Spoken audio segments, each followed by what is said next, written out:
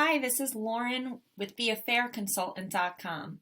I'm here to help take the stigma, shame, and uncertainty out of the common experience of marital affairs. Today, I want to talk with you about the very common question that I get, which is, how long can an affair last?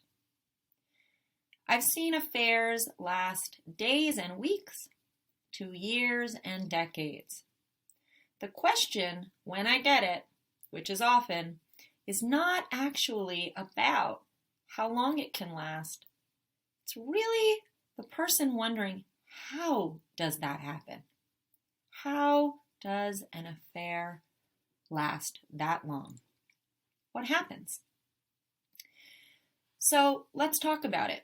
What's the underlying structure to an affair that determines its length or allows it to continue? We can think of an affair as actually a triangle. It's not just the two people who are having the affair who are in the dynamic. It also involves the spouse who is not having the affair. So in this affair triangle, we have the married spouse who's having the affair partner, or AP as they're commonly referred to, who may or may not be married themselves, and the knowing or unknowing spouse who is not in the affair. Essentially, what happens is that each of those three players acclimates and settles in to their respective roles in order to allow the affair dynamic to continue indefinitely. It's human nature to essentially get used to new things and settle into certain roles, even if we've experienced some change and disruption from something new, like an affair. So what does that look like for each person in the affair triangle?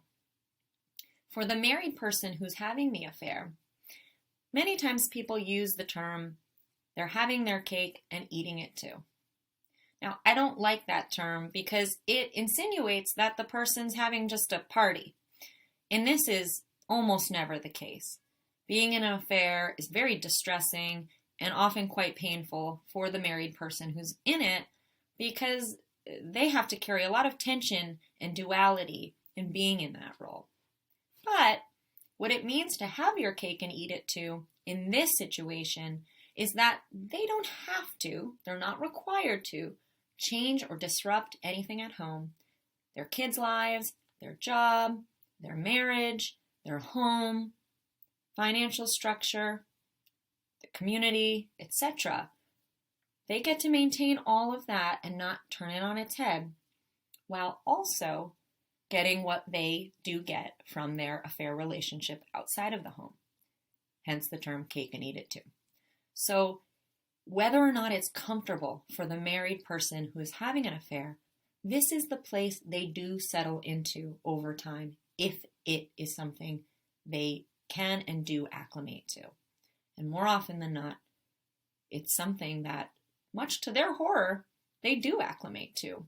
Because the alternative is to either completely disrupt the home life and cause chaos and have to deal with chaos, or lose their affair relationship, which would also be very painful. So that's that part of the triangle. That's their role to stay settled in.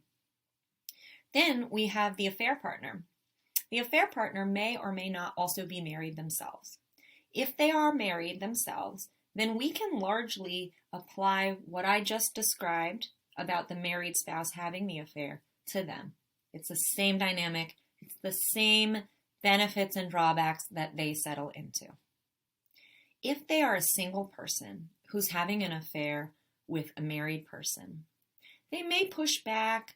They may realize that this relationship is not going to be able to provide them with the normalities of a relationship they'd have with someone who's actually available. But in order to maintain the relationship and not let it go and not lose it, they do have to settle into the place where they realize that they get this person part of the time in certain settings and in certain ways. And that works for them in some ways that are unique to the affair partner. And it certainly doesn't work for them in ways that are unique to the affair partner as well, which is something that's very helpful to process with a therapist or myself as a consultant. So the affair partner who is unmarried settles into the place where their needs and wants may not be met, but they realize that they can't be met in this dynamic, and they have to take what they can get, and they live for the moments and the days and times that they are connected to their married affair partner, and they accept the limitations of the relationship. The married spouse who is not having the affair is the final piece of the triangle, and they may or may not know about the affair. And I put "know" in air quotes because knowing can mean a lot of different things. More often than not, a spouse knows in their gut before they ever know factually. They may notice subtle changes in their spouse, patterns, behaviors, ways of acting, dressing, etc. And they may wonder, is there an extramarital affair going on? But unless they are ready and willing to completely tackle it, which for them means either ending the marriage because of the affair or figuring out how to live with a marriage who has experienced infidelity, they too may decide to tuck it in and carry on as usual for the sake of maintaining their life.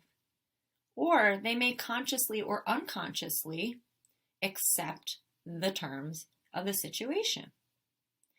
So a spouse may or may not know that their spouse is having an affair, but essentially the outcome is the same in that they adjust themselves to the changes that they may or may not have consciously noticed, and it allows the affair to perpetuate as long as it's not being completely disrupted or attacked or investigated. So, what happens that allows an affair to endure is that all three players in the affair triangle stabilize in their roles. There may be ebbs and flows over time. There may be challenges. There may be questions. There may be pushback. But unless one or more people involved completely ends their role or goes straight for it and wants to unleash it all and deal with it head on, the affair has no time cap. It's how long can everyone stay the same? How long can everyone endure? I hope this has helped answer the fundamental question, how long can an affair last? Because it's not really about how long an affair can last, it's how does an affair last that long? What happens? If you want to talk more about this or work with me on your affair, please reach out to me at lauren@theaffairconsultant.com, and I'm happy to speak with you more. Thanks, and have a great day. Take good care.